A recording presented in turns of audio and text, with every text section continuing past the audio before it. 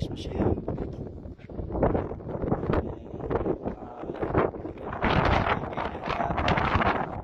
the moment there are already a lot of cars now coming later on. Some supercars, some special editions, and now they're doing some documentary on a Mini Cooper.